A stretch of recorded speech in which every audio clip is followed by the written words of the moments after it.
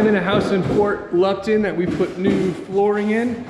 So we put all this new LVP in and we're putting in new carpets, headed up the stairs. The reason I'm shooting this video is I wanted to point out some things that I think this homeowner should have done. So in this one, we're just a contractor.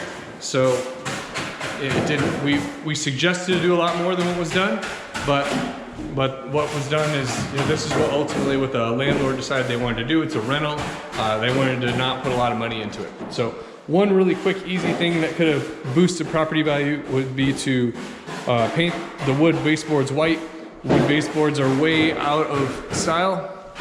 Another thing would have been to put new fixtures in to get rid of the brass. You know, $1,000, and you could easily pick out really nice fixtures for the whole house, and it would have really helped it pop. Now, it would have cost a lot more money to do the full kitchen, so leaving the kitchen alone was probably a good move in this particular situation since it is a rental. I would, however, change out that dishwasher so it doesn't have the snowman on it, with a stainless steel one and maybe a stainless steel hood so they kind of match. So there's some little things that could really help. Actually, I would get rid of the rain shed and put a microwave in. From rentability standpoint, the microwave would be, you know, much better. So I'd spend maybe $1,000 on appliances, $1,000 on light fixtures, probably about another $1,500 in paint. I get rid of the wood color. And the other thing, they did repaint the house, but it was a total waste of money. They painted it this beige color, and that's no good. You don't want beige.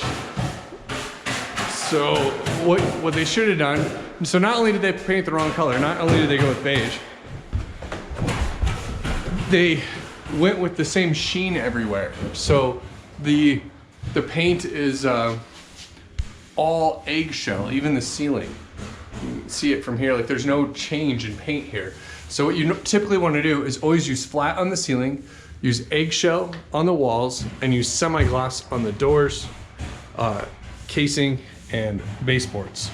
So, you know, in this case, they didn't paint the doors, or, you know, they didn't paint this, but if you would have painted it, it would have been, semi-gloss is the right sheen, eggshell, flat. So, also, it's good to have a slightly different color. So even if you're gonna go with a color scheme that's all white, say you want white walls, white ceiling, white doors and trim, you can still pick different shades of white. So maybe the walls got a little bit of color to it, either a beige or a grayish, slightly, right? It can be pretty much white, but just barely a hint of a little off-white color, and that'll give it more contrast to the baseboards and the ceiling, so you can get that all-white look, but it'll look much more polished in the end because of the change in sheen and the slight change in color from walls to ceilings and doors and trim. With the doors and trim, I'd always go with just extra white, untinted. It's not only a little bit cheaper, it pops the best, and same thing with the ceiling. I'd use flat white. No color to it. Just the walls, you want to go off-white a little bit. So hopefully that helps. If you haven't already, join our mentorship group. It's free. Just head over to brokervestor.com.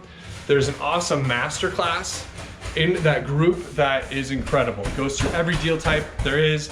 I think it's the best real estate course that anyone's ever put together, and you can find that inside the group at brokervestor.com. Again, it's free to join the group. I would say I'll show you this one again when it's done, but I don't think there's any reason to come back in this house. All we're doing is the flooring and the carpet. So that's all this time. See you in the next property.